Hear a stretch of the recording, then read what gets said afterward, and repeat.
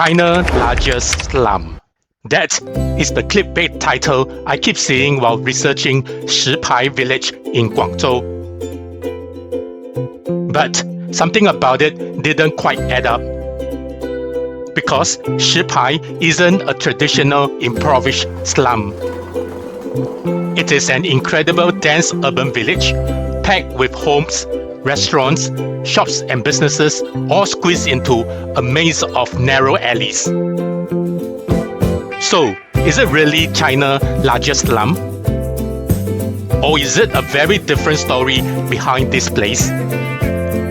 Today, I'm walking into Shipai Village to find out for myself. And to show you another side of the disappearing community before it is eventually surrounded and transformed by Guangzhou modern skyline. I am Uncle Go Traveling. Let's go!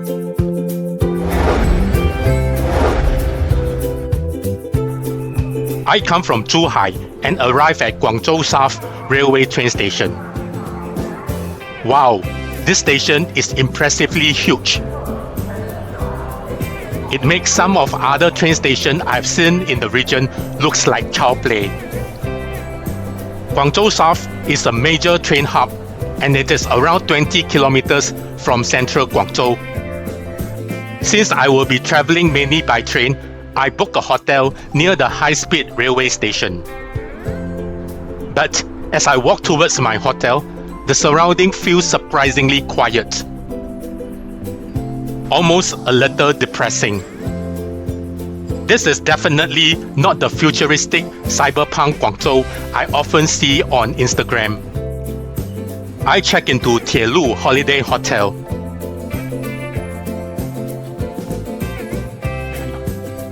The room is nothing fancy.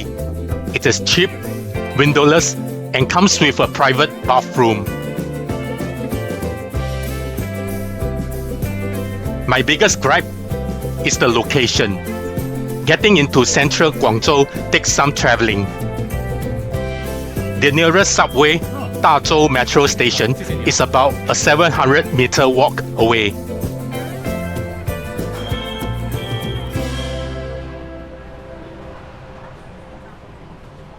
I discovered something really cool. Guangzhou Metro Line 18. This doesn't feel like a normal MRT. The train has a more premium, almost futuristic interior. And it can reach 160 kilometers per hour. It feels more like a high-speed urban train than a traditional metro. Even some of the stations have this futuristic spaceship-like feel. And that is only my first taste of Guangzhou. I am now heading to China's most famous slum, Shipai Village. I take Guangzhou Metro Line 18 to Xianchun, the northern end of this line. As usual, I'm totally clueless when I arrive in a new city. And the first thing I notice is high-rise buildings everywhere.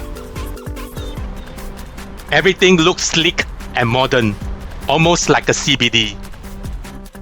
This certainly doesn't look like a slum. Anyway, according to my map, Shipai Village is still about 3 kilometers away. As I walk towards it, I even see more high-rises and plenty of constructions. I start to wonder, is Shipai Village already disappearing? I have this feeling that this old urban village may not fit into the image of modern Guangzhou. And honestly, I start to get an ominous feeling that I may have arrived too late. Then I reach the location marked as Shipai Village on the map, and my heart sinks. New condominium buildings are already standing where I expect to see the old village. I try walking around the area for almost 30 minutes, hoping that maybe only parts of Shipai has been demolished. Maybe, just maybe, there is still an old section lying somewhere nearby. Luckily, I asked some local, and they point me across the main road. The old Shipai Village is still there. So I follow their instructions, and finally, I am about to see the Shipai Village I came here looking for. Phew, what a relief. I finally see the concrete gate marking the entrance to Shipai Village. It looks like I can simply walk in, but I am still not completely sure. The last thing I want is to be accused of trespassing. I have visited slum-like area in India and South America before, so I am prepared for what I may find. But Shipai Village already feels different. The entrance has stores lining neatly on both sides of the entrance. Somewhat do not look like some of the slums I have been elsewhere. There is even a temple inside the village. And surprisingly, the area around it feels quite spacious, clean, and orderly.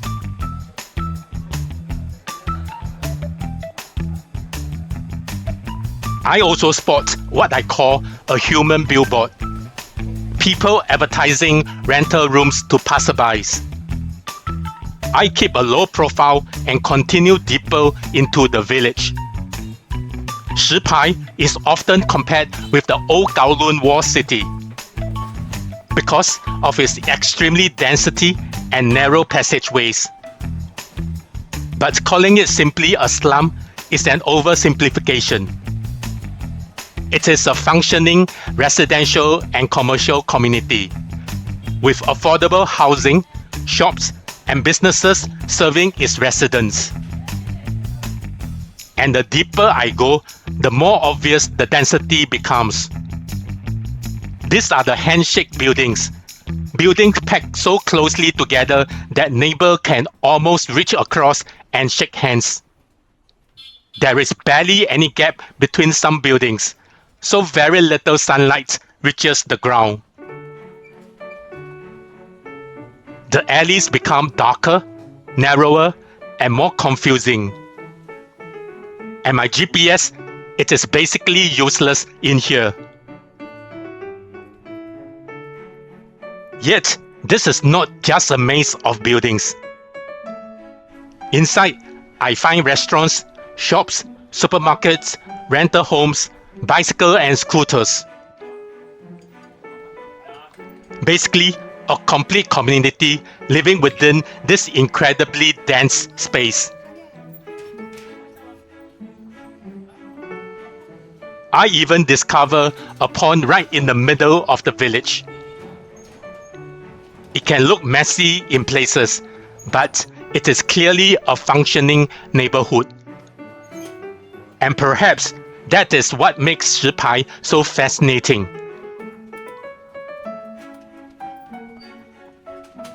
This isn't simply a slum. It is a piece of old Guangzhou surrounded by rapidly modernizing city. And with urban villages across Guangzhou undergoing redevelopment, I wonder how much longer this unique landscape will remain. That probably makes Shipai Village more than just a place to visit. It is a disappearing piece of Guangzhou urban history. If you have some time in Guangzhou, take the opportunity to walk through Shipai Village before it disappears.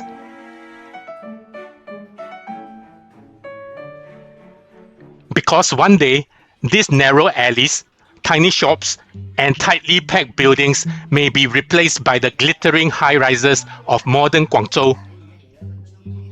And this entire way of life could become history. After visiting the so-called slum of Guangzhou, or I prefer to call it urban village, I feel like my mission in Guangzhou is complete. My train isn't until tomorrow early morning, so I have some time to kill. I book a DT to get out of this labyrinth. But getting the car into these tiny lanes is another story.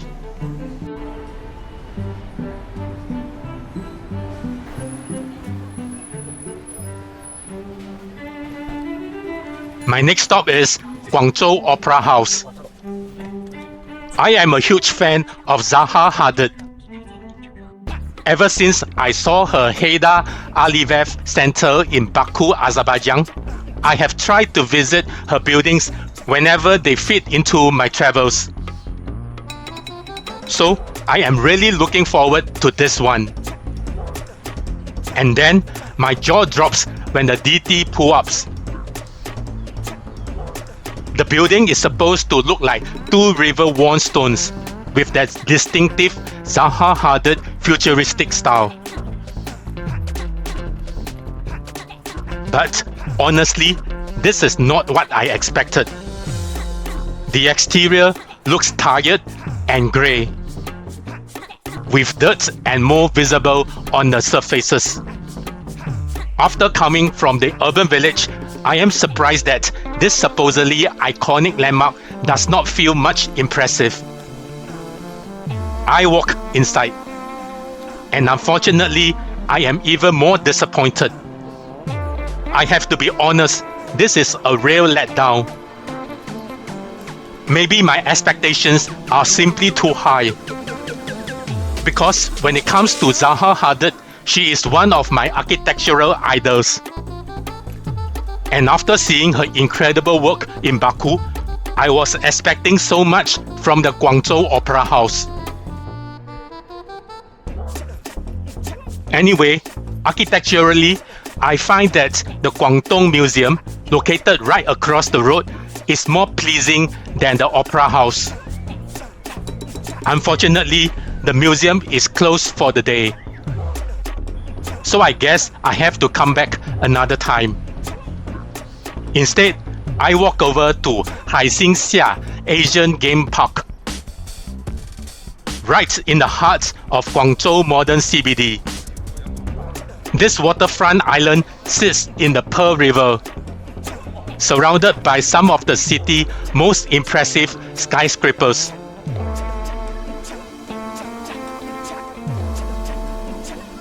I find this area much more visually appealing. I get a fantastic view of modern Guangzhou skyline, with the Canton Tower standing proudly in the background. And then I come across this huge open space structure. This is the Haixinsha ceremony venue. It was built specifically for the opening and closing of ceremonies of the 2010 Guangzhou Asian Games. The ceremonies were held here on Haixinsha Island, with the Pearl River and Canton Tower forming the spectacular backdrop. I leave Haixinsha Asian Games Park venue and head towards Beijing Road by MRT. Beijing Road will be my last destination in Guangzhou for this trip. Before exploring Beijing Road, I pick up some buns for just 10 renminbi. Oh my, come to think of it, I have not eaten anything the entire day. And you know what happens when you start to snack. The more I snack, the more hungry I become. I cannot stand it already. Then, I suddenly spot a very familiar yellow logo. Cafe de Coral. Wow, I have not seen this Hong Kong fast food chain for more than 10 years. Of course, I have to go in. And look at this. The food is served with that familiar plastic dome covering the food. That is so Tagalog, so Hong Kong. Finally, I sit down with a proper meal. I order a set meal for 38 renminbi. After basically surviving on snacks the whole day, this meal is definitely very much needed. I finally arrive at Beijing Road pedestrian street. or Beijing Road 步行街. This will be my last destination in Guangzhou for this trip. Beijing Road is much more than just a shopping street. It is one of the historical, cultural, and commercial hearts of Guangzhou. And the amazing thing is, you can actually see Guangzhou history right beneath your feet. In the middle of the pedestrian streets are these archaeological windows, known as the Millennium Ancient Road Ruins. Underneath these glass panes are 11 layers of ancient road surfaces, built over the centuries, from the Tang Dynasty all the way to the Republic era. That is right, people has been walking along these same parts of Guangzhou for more than 1,000 years. And now, instead of being buried underground, these ancient roads are protected underneath the glass for everyone to see. Pretty impressive. Just a short walk from the shopping street is another Guangzhou landmark, Dafo Temple, or the Grand Buddha Temple. And at night, when the light comes out, this temple looks absolutely stunning. I am not even sure whether the entrance I use is the front entrance or the back entrance. But the moment I walk in, the atmosphere gives me a strange sense of familiarity. For some reason, it reminds me of the Buddha Tooth Relic Temple in Singapore Chinatown. Once I enter the courtyard, I get a much better view of the temple grand complex. There are multiple layers of halls, shrines, and multi-story structure, all arranged along the central axis. And you can't imagine, I am still in the midst of Guangzhou CBD. And during my visit, the temple is offering something called 解忧茶. Basically, it means worry-free tea. It is a traditional style tea offering that creates a very peaceful and relaxing atmosphere inside the temple.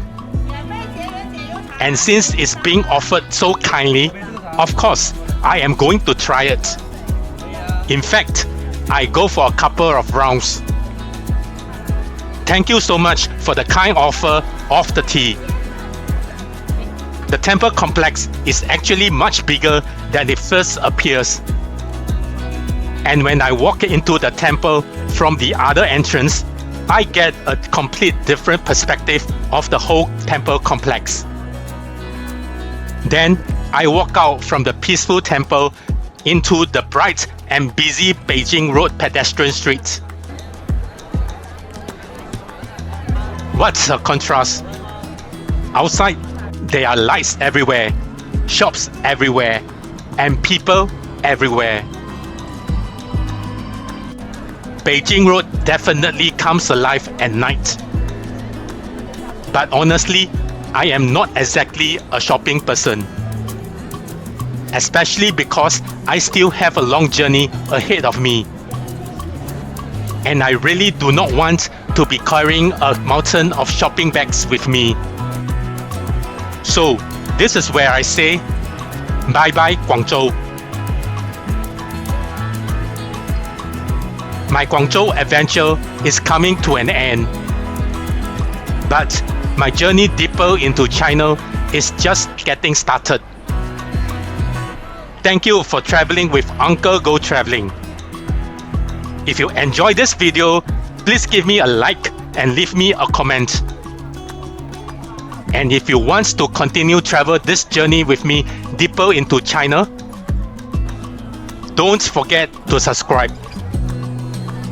The next time you see me, my China adventure continues. See you in the next episode where I will be in Nanning